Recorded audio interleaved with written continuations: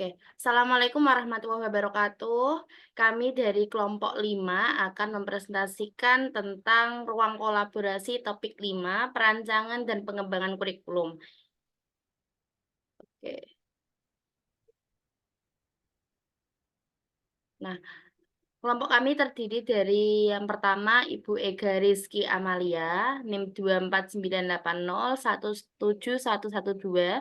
Yang kedua Bapak Faiz Amriana, yang ketiga Bapak Rizal Muhaimin, yang keempat saya sendiri Sylvia Saifatul Husnia, yang kelima Ibu Syafiatul Ufiyah. Selanjutnya bisa dijelaskan dan dipaparkan oleh Bapak Faiz Amriana. Silakan. Baik, terima kasih Bu Sylvia. Eh, Sudah kami lakukan yaitu RPP pembelajaran diferensi dan asesmen memiliki keterkaitan erat dalam menciptakan proses pembelajaran yang adaptif dan berorientasi pada pengembangan siswa. Asesmen baik dalam bentuk formatif maupun diagnostik memainkan peran penting dalam memahami kebutuhan, potensi, dan karakteristik peserta didik. Data dari asesmen diagnostik membantu guru menyusun strategi pembelajaran yang personal dan relevan dengan kondisi siswa. Sementara asesmen formatif memungkinkan guru memantau kemajuan siswa secara berkelanjutan serta memberikan umpan balik yang bermanfaat.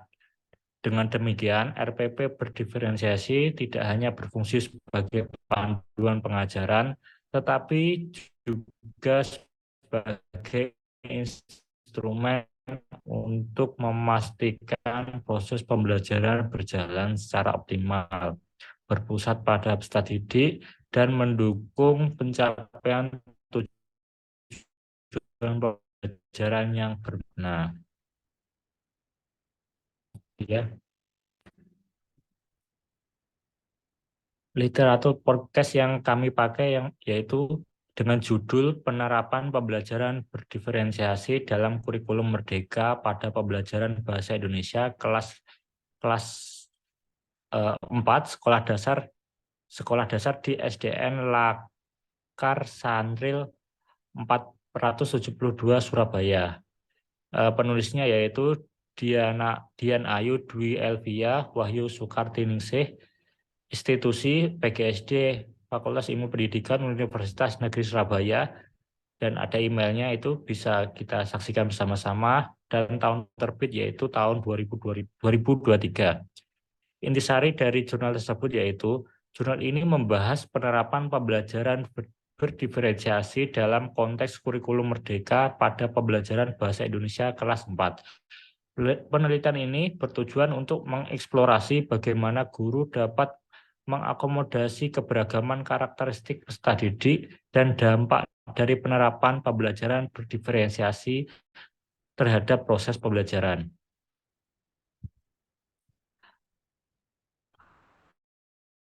Rangkumannya sendiri yaitu penelitian ini dilakukan menggunakan metode pengumpulan data melalui wawancara, observasi, dan dokumentasi. Hasil menunjukkan bahwa penerapan pembelajaran berdiferensiasi melibatkan pemetaan kebutuhan siswa, perencanaan pembelajaran yang sesuai, serta dan refleksi terhadap proses pembelajaran. Pembelajaran berdiferensiasi terbukti meningkatkan semangat dan antusiasme siswa. Pembelajaran berdiferensiasi diperlukan untuk memenuhi kebutuhan belajar yang beragam di kelas. Dengan mengidentifikasi minat dan kemampuan siswa, guru dapat merancang strategi pembelajaran yang lebih efektif. Jurnal ini menekankan pentingnya pelatihan bagi guru agar mereka dapat memahami dan menerapkan konsep pembelajaran berdiferensiasi dengan baik. Baik, selanjutnya bisa dilanjutkan oleh Bapak Rizal Muhaimin. Baik, terima kasih atas waktunya Bu Sylvie. Di sini ada hubungan podcast dan literatur. Yang pertama, tema pelajaran yang kita ambil yaitu berdiferensiasi. Literatur ini membahas penerapan pembelajaran berdiferensiasi dalam kurikulum merdeka. Sementara video podcast tersebut menyajikan praktik atau wawasan tentang metode pembelajaran inovatif termasuk diferensiasi. Selanjutnya ada penerapan model pembelajaran. Literatur menjelaskan penggunaan model Problem Based Learning atau PBL untuk meningkatkan hasil belajar, dan video podcast ini berpotensi menunjukkan bagaimana PBL diterapkan di kelas dengan memberikan konkret yang dapat memperjelas pemahaman guru dan praktisi. Keterlibatan siswa. Baik literatur maupun video podcast menyoroti pentingnya keterlibatan siswa dalam proses belajar. Video podcast dapat menunjukkan teknik yang membuat siswa lebih aktif sejalan dengan temuan dalam literatur, yang menunjukkan bahwa pembelajaran berdiferensiasi meningkatkan motivasi partisipasi siswa. Selanjutnya, transformasi praktik mengajar. Literatur menekankan perlunya pelatihan bagi guru untuk memahami konsep pembelajaran berdiferensiasi. Video podcast mungkin memberikan wawasan atau pelatihan yang relevan untuk membantu guru mengadopsi pendekatan ini dalam pengajaran mereka. Selanjutnya ada data dan evaluasi. Hasil penelitian yang terdapat dalam literatur menunjukkan peningkatan hasil belajar siswa melalui pembelajaran berdiferensiasi. Video podcast dapat menampilkan data atau testimoni yang mendukung efektivitas metode ini, memberikan bukti empiris yang lebih mendalam. Yang selanjutnya ada kesimpulan dari hubungan podcast dan literatur. Integrasi antara video podcast dan literatur ini memberikan gambaran menyeluruh tentang penerapan pembelajaran berdiferensiasi dalam praktik, sekaligus menginspirasi pendidik untuk berinovasi dan meningkatkan kualitas pengajaran di kelas. Terima kasih, Bu Sugi. Baik, selanjutnya bisa dilanjutkan oleh Ibu Syafiatul Ufiyah. Silakan. Baik, terima kasih untuk waktunya Bu Sylvia. Selanjutnya ada literatur UBD. Judul jurnal, analisis hasil belajar dari implementasi kerangka Understanding by Design atau UBD dalam pembelajaran di sekolah. Volume 6, nomor 2, tahun 2023, penulis Ade Rahmawati dan Sri Astuti. Afiliasi Universitas Muhammadiyah Profesor Dr. Hamka. Email penulis ade.dor93@gmail.com. Intisari artikel ini membahas tentang Understanding by Design atau UBD sebagai kerangka pembelajaran yang fokus pada pencapaian pemahaman holistik siswa. Tujuan dari penulisan artikel ini adalah untuk menganalisis hasil belajar dari penerapan desain UBD di sekolah. Penelitian ini menggunakan metode studi kepustakaan dan menunjukkan bahwa implementasi UBD dalam pembelajaran terbukti efektif dan berhasil meningkatkan hasil belajar siswa. Rangkuman dari jurnal tersebut yaitu artikel ini menguraikan pentingnya metode pembelajaran dalam mencapai hasil belajar yang efektif. UBD adalah pendekatan yang menekankan pada pemahaman mendalam dalam pembelajaran melalui metode studi kepustakaan. Penulis mengumpulkan informasi dari berbagai literatur yang relevan. Hasil penelitian menunjukkan bahwa penerapan UBD dapat meningkatkan hasil belajar siswa dalam aspek kognitif, afektif, dan psikomotorik. Penelitian-penelitian yang dikaji menunjukkan adanya peningkatan pemahaman, sikap positif, dan kemampuan kreatif siswa setelah penerapan UBD. Kesimpulan dari jurnal tersebut yaitu implementasi kerangka UBD dalam pembelajaran di sekolah dapat meningkatkan hasil belajar siswa secara signifikan. Meskipun UBD masih terbilang baru dan kurang familiar di Indonesia. Penelitian ini memberikan wawasan bahwa pendekatan ini layak dicoba dan diterapkan dalam proses pembelajaran dengan pemahaman yang lebih baik tentang UBD. Diharapkan pendidik dapat mengimplementasikannya dengan efektif untuk mencapai tujuan pembelajaran yang lebih baik. Baik, selanjutnya bisa dijelaskan oleh Ibu Ega. Silakan Ibu Ega. Baik, terima kasih untuk kesempatannya. Selanjutnya ada komparasi. Penerapan pembelajaran berdiferensiasi dan understanding by design atau UBD. Yang pertama ada literatur 1.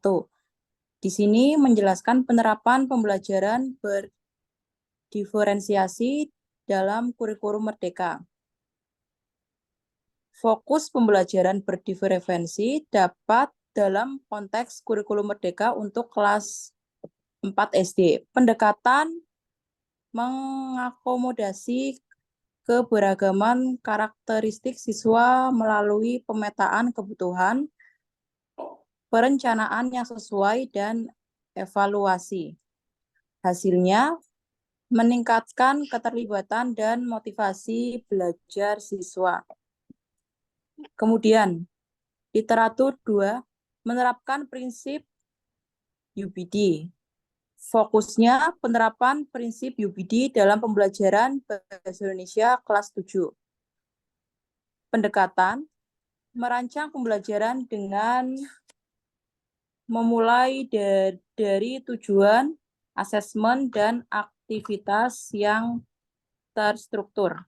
Hasilnya, meningkatkan keterampilan siswa dalam menulis memahami konsep.